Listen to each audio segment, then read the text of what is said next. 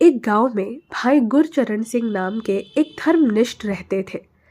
वे पूरे क्षेत्र में अपनी अटूट आस्था और वाहेगुरु सिख धर्म के सर्वोच्च व्यक्ति के साथ गहरे संबंध के लिए जाने जाते थे। हर दिन सूरज से पहले उठते, स्नान करते और अपनी नित्य नियम निर्धारित प्रार्थनाएं पढ़ते। उनके लिए हर सांस सर्वशक्तिमान के नाम वाहेगुरु का जाप करने का एक अवसर थी और उनका मानना था कि ईश्वरीय नाम में अथाह शक्ति है। भाई गुरचरण सिंह जी का जीवन निस्वार्थ सेवा से भरा था और उन्होंने अपना अधिकांश समय दूसरों की मदद करने में बिताया था, चाहे वे भूखे लोगों को भोजन उपलब्ध कराना हो या किसी को आश्रय देना हो। हालांकि गांव में संशयवादियों द्वारा उनकी भक्ति पर अक्सर सवाल उठाए जाते थे। वे समझ नहीं पाते थे कि एक साधारण नाम में इतनी शक्ति कैसे हो सकती है। एक दिन पड़ोसी गांव का एक व्यक्ति, जो अपनी बौद्धिक क्षमता के लिए जाना जाता था, गुरचरण सिंह को चुनौती देने के लिए आया। रामलाल नाम का यह व्यक्ति एक पढ़ा लिखा विद्वान था, जो मानता था कि आध्यात्मिकता एक अंधविश्वास से ज्यादा कुछ नहीं है। उसने भाई गुरचरण सिंह की भक्ति के बारे में सुना और उसे गलत साबित करने के लिए निकल पड़ा। रामलाल ने गुरचरण सिंह से कहा, भाई साहब, मैंने सुना है कि आप मानते हैं कि वाहेगुरु के नाम में बहुत शक्ति है, लेकिन मैंने कई शास्त्र पढ़े हैं और कई दर्शन शास्त्रों का अध्ययन किया है और मुझे इसका कोई वैज्ञानिक प्रमाण कभी नहीं मिला। आप एक पढ़े लिखे व्यक्ति के रूप में इतनी अमूर्त चीज पर कैसे विश्वास कर सकते हैं? भाई गुरचरण सिंह ने विनम्रतापूर्वक मुस्कुराते हुए उत्तर दिया, रामलाल जी, वाहेगुरु के नाम की शक्ति ऐसे किताबों के सिद्धांतों के माध्यम से नहीं समझाई जा सकती। इसे अनुभव किया जाना चाहिए। वाहेगुरु का नाम ईश्वर से सीधा संबंध है और इसकी शक्ति भी हमारी यह समझ से परे है। रामलाल अभी भी आश्वस्त नहीं थे। उन्होंने पूछा, क्या आप मुझे यह शक्ति दिखा सकते हैं?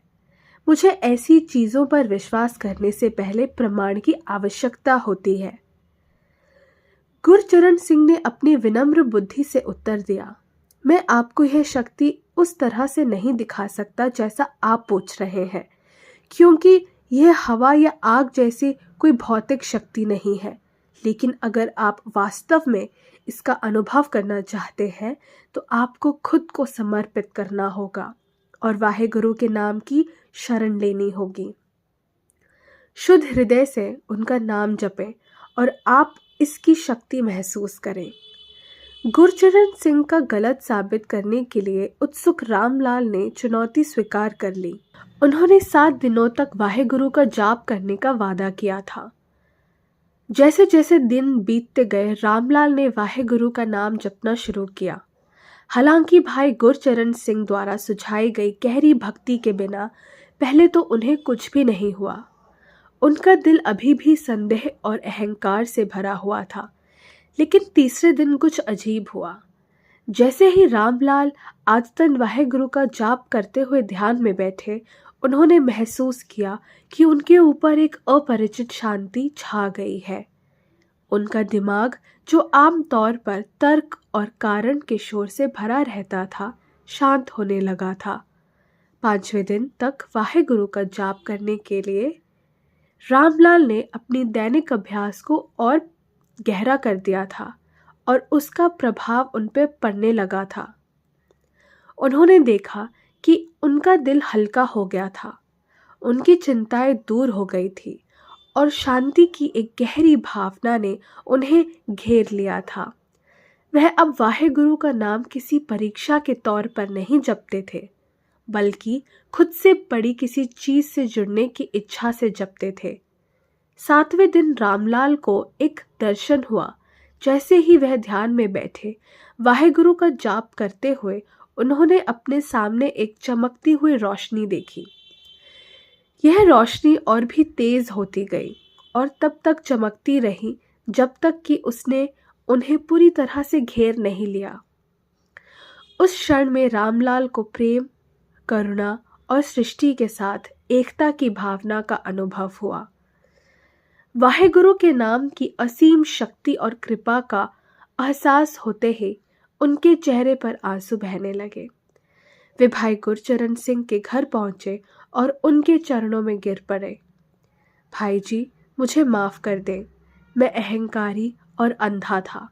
मुझे वाहेगुरु के नाम की शक्ति पर संदेह था, लेकिन अब मैंने इसकी असली ताकत का अनुभव किया है। मेरे दिल में जो शांति और खुशी है, उसे शब्दों में बयां नहीं किया जा सकता। भाई गुरचरण सिंह ने उन्हें धीरे से उठाया और कहा, लाला जी, वाहेगुरु का नाम हमारे पास सबसे बड़ा उपहार है।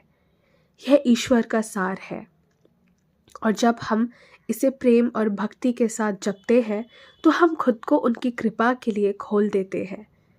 अब आपने उनके नाम का असली शक्ति का अनुभव कर लिया है। साल बीत गए और रामलाल भाई गुरचरण सिंह जी के एक समर्पित शिष्य बन गए। साथ में उन्होंने समुदाय की सेवा करना और सिख धर्म की शिक्षाओं का प्रचार करना जारी रखा।